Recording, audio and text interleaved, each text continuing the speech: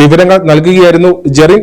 അതേസമയം സംയുക്ത ട്രേഡ് യൂണിയനുകൾ ആഹ്വാനം ചെയ്ത 24 മണിക്കൂർ പണിമുടക്ക് ഉപ്പുതറ അയ്യപ്പൻകോവിൽ പഞ്ചായത്തിലും തോട്ടം മേഖലയിലും പൂർണ്ണം. പണിമുടക്ക് ഹർത്താലായി മാറി. കടകമ്പോളങ്ങൾ എല്ലാം തന്നെ അടഞ്ഞുകിടന്നു. KSRTC സ്വകാര്യ ബസ്സുകൾ ഒന്നും തന്നെ സർവീസ് നടത്തിയില്ല. സമരാനുകൂലികൾ ഉപ്പുതറ ടൗണിൽ പ്രകടനം നടത്തി.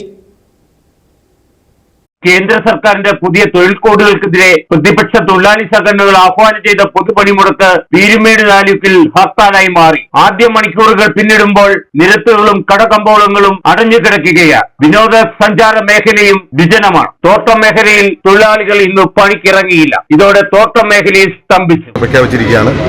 അതിന്റെ ഭാഗമായിട്ട് എല്ലാ കേന്ദ്രങ്ങളിലും ഇന്ന് സമരം നടക്കുന്നുണ്ട്. അതുപോലെ തന്നെ ഉപ്പുതറയിലെ തൊഴിലാളികൾ, ഓട്ടോ ഡ്രൈവേഴ്സ് യൂണിയൻ, അതുപോലെ വാർക്ക തൊഴിലാളികൾ ചേർന്ന് നമ്മുടെ ഇവിടുത്തെ യൂണിറ്റ് തൊഴിലാളികൾ മാത്രം കൂടി ചേർന്നാണ് ഇവിടുത്തെ സമരം നമ്മൾ നടത്തുന്നത്. ഈ സമരം ഉദ്ഘാടനം ചെയ്ത് ഉപ്പുതറ ടൗണിൽ സമരാനുകൂലികൾ പ്രകടനം സംഘടിപ്പിച്ചു.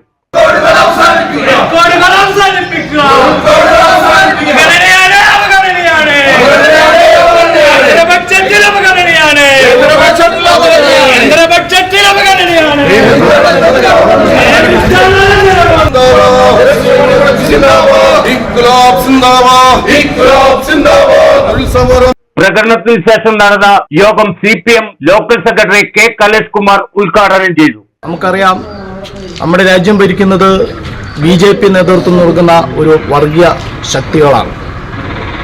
രാജ്യത്തിന്റെ തൊഴിലാളികളുടെ അവകാശങ്ങൾ സംരക്ഷിക്കുന്നതിന് വേണ്ടിയിട്ട് കഴിഞ്ഞ പതിറ്റാണ്ടുകളായി സമരം ചെയ്ത് അവകാശങ്ങൾ നേടിയെടുത്ത ആ അവകാശങ്ങളെ അട്ടിമറിക്കുന്ന സ്ഥിതിവിശേഷമാണ് ഇന്ന് നമ്മുടെ മഹാരാജ്യത്തിൽ നമുക്ക് കാണുന്നത്.